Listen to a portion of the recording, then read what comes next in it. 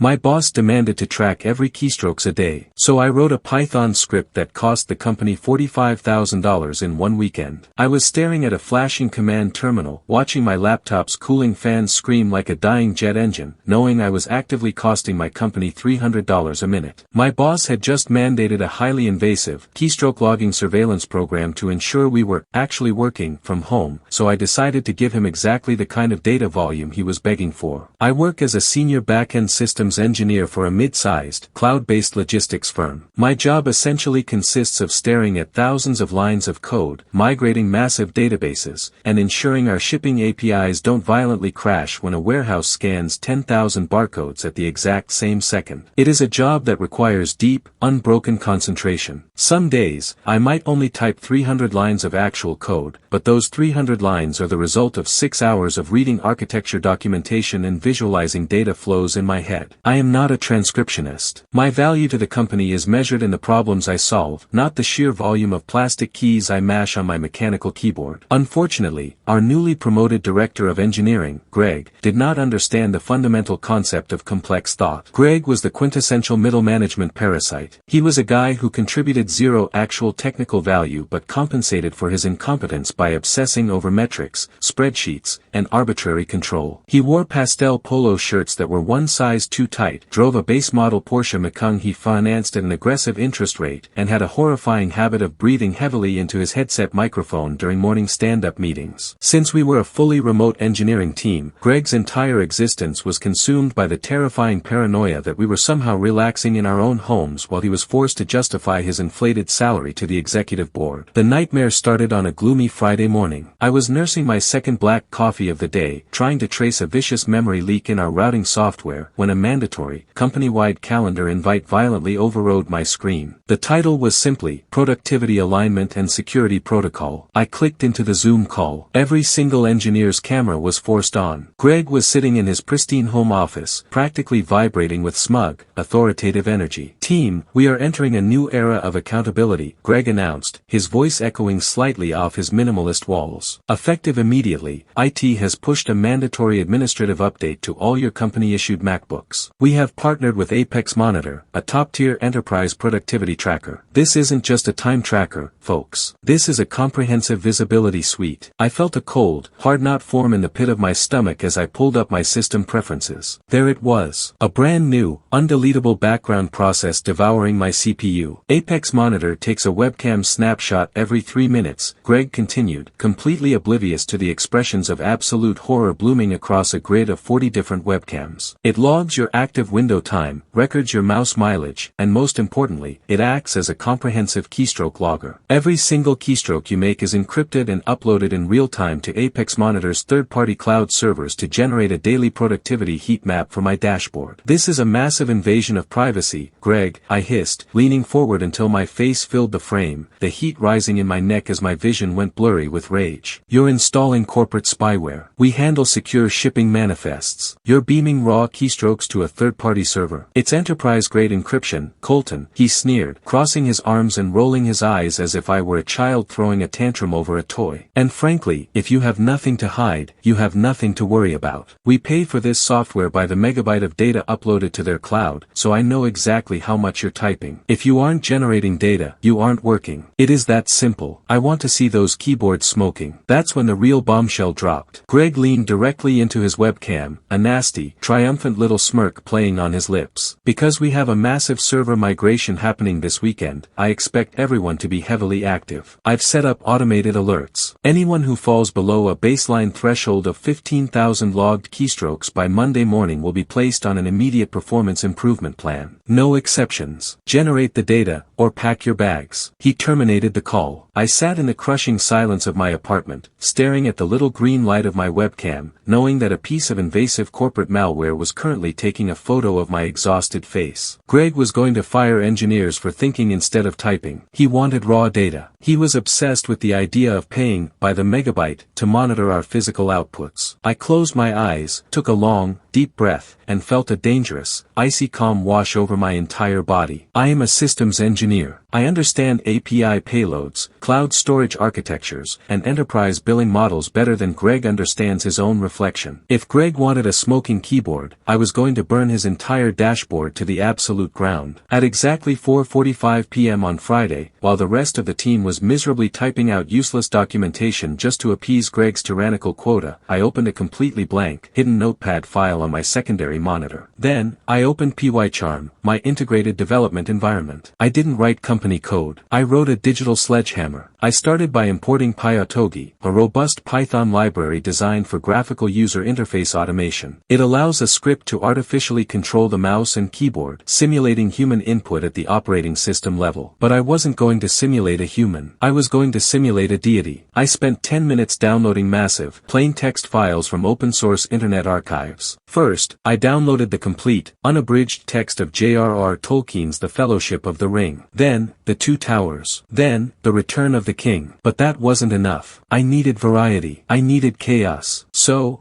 I appended the entire, agonizingly detailed script of the DreamWorks animated movie Shrek, followed by the complete translated works of Marcus Aurelius's Meditations. I merged them all into a single, monolithic text document containing millions upon millions of characters. I wrote a simple, elegant infinite loop in Python. The script was instructed to open the text file, read the contents into memory, and then use the pyautogi.typewrite command to physically simulate typing every single character into the blank notepad file. But the magic was in the parameters. I set the keystroke delay interval to 0.0001 seconds. Before I executed the payload, I did some rapid mental math. I knew exactly how bloated these cheap, productivity trackers were. Apex Monitor didn't just upload a raw byte of text. Every single time a key was pressed, the malware generated a massive, encrypted JSON data packet containing a localized timestamp, the application ID, the user token, and SSL handshake overhead. A single keystroke didn't equal 1 byte of data. It generated roughly 4 kilobytes of network traffic as it aggressively pinged the third-party cloud server to update Greg's precious, live heatmap. If my script typed at 10,000 words per minute, roughly 50,000 keystrokes every 60 seconds, it would generate over 200 megabytes of API calls per minute. That was 12 gigabytes an hour. Over a 48-hour weekend, I was going to force Greg's spyware to upload nearly 600 gigabytes of raw, useless JSON payloads to Apex Monitor's Enterprise Cloud tier. And Enterprise Cloud APIs, especially cheap ones like Apex Monitor, have notoriously aggressive overage penalties, usually hovering around $80 per gigabyte once you pass the baseline limit. I smiled. It was a cold, humorless expression. At 4:59 p.m., I clicked Run. My laptop violently shuddered as the processor pinned itself at 100% capacity. The blank notepad document transformed into a blinding, strobing blur of black pixels. The text was rendering so unbelievably fast that the liquid crystal display couldn't keep up, creating a smearing gray block of sheer data. Lord of the Rings and Shrek were being typed, erased, and retyped at a speed that defied human comprehension. The fans inside my MacBook spun up, roaring with the intensity of a jet turbine attempting takeoff. I left the laptop plugged into the wall, securely positioned on a cooling pad in the corner of my living room. The little green webcam light was shining brightly, capturing a photo of my empty desk chair every 3 minutes while the keyboard matrix was being virtually annihilated. I walked into my kitchen, poured myself a glass of bourbon, and enjoyed a beautifully quiet, uninterrupted weekend. I went hiking. I played video games. I slept for 9 hours straight. And the entire time, humming in the background like a radioactive reactor, my laptop was firing billions of useless keystrokes into the corporate ether. When my alarm went off at 7:30 a.m. on Monday, I made myself a fresh cup of coffee, walked over to my desk, and gently tapped the escape key to terminate the Python script. The laptop fan slowly spun down, sounding like a dying animal finally finding peace. The notepad file was sitting on the desktop, entirely frozen, bloated with millions of pages of ogres, hobbits, and Stoic philosophy. I opened Slack. The company workspace was an absolute war zone. There were 94 unread messages in the main engineering channel, but the only ones that mattered were the massive, bright red,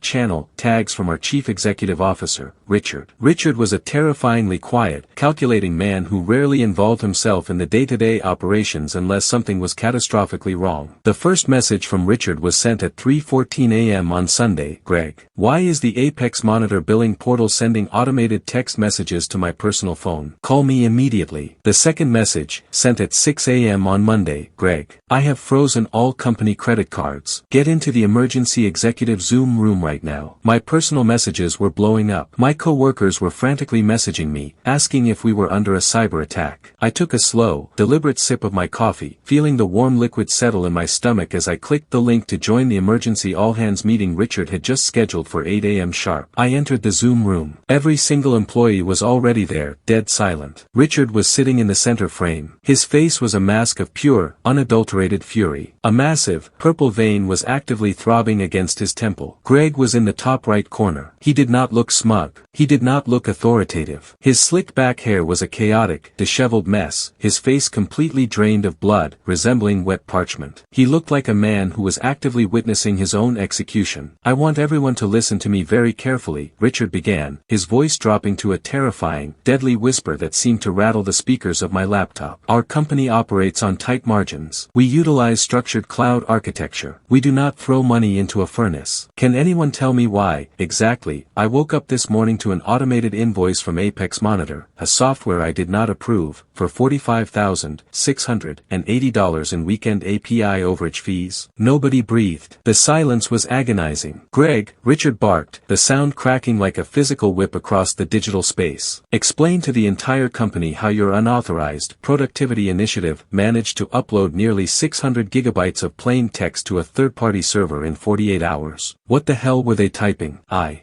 don't know, Richard, Greg stammered, his voice cracking into a high-pitched, pathetic squeak. A thick bead of sweat rolled down his forehead, catching the light of his monitor. The dashboard crashed on Saturday afternoon. It couldn't process the heat map. The logs show that Colton's machine generated over 400 million keystrokes. It has to be a bug. It's a glitch in the malware. I mean, the software. A bug? Richard yelled, entirely losing his composure, slamming his fist down on his desk so hard his webcam violently shook. I just pulled the raw data logs from Apex Monitor's emergency support team, Greg. It's not a bug. Our corporate AWS bucket is currently holding 85,000 copies of the script to the movie Shrek. We just paid $45,000 to host the dialogue of an animated donkey. I forced my face to remain entirely blank, though I was biting the inside of my cheek so hard I tasted copper. You threatened to fire engineers if they didn't generate keystrokes, Greg. Richard screamed, the audio peaking into a distorted crackle. You implemented a predatory, unvetted, horribly optimized surveillance tool without consulting the infrastructure team, and you tied it to an uncapped corporate credit card. You are actively bleeding this company dry. Richard, please, the intent was accountability, Greg pleaded, holding his hands up defensively, completely abandoning his tough guy persona. The intent was micromanagement, and the result is gross financial negligence, Richard interrupted coldly, instantly regaining his terrifying composure. You are terminated, Greg. Effective exactly right now. Your corporate access is being revoked as we speak. IT is currently pushing an emergency script to violently purge this spyware from every machine in the fleet. Do not ever contact this company again. Greg opened his mouth to speak, but before a single syllable could escape, his video feed froze, stuttered, and vanished entirely from the Zoom grid. IT had cut his remote connection. He was gone. Erased. Richard took a deep, shuddering breath, straightening his tie. He looked directly into the camera, his eyes scanning the grid of terrified engineers. The surveillance program is dead, Richard stated flatly. I expect the server migration to be completed by Wednesday. I do not care how many keys you press to get it done. Have a productive Monday. He ended the meeting. By 11 a.m., the undeletable background process vanished from my system preferences. The fans on my laptop spun quietly, completely undisturbed. The oppressive weight of corporate spyware was entirely lifted from the company, sacrificed on an altar of $45,000 worth of DreamWorks animation scripts. I leaned back in my ergonomic chair, deleted the hidden text file from my desktop, and opened up the actual code for the server migration, feeling more productive than I had in months. Am I the monster here for deliberately exploiting a technical loophole to burn thousands of dollars of company money, or did my boss get exactly what he deserved for treating human beings like mindless data generators?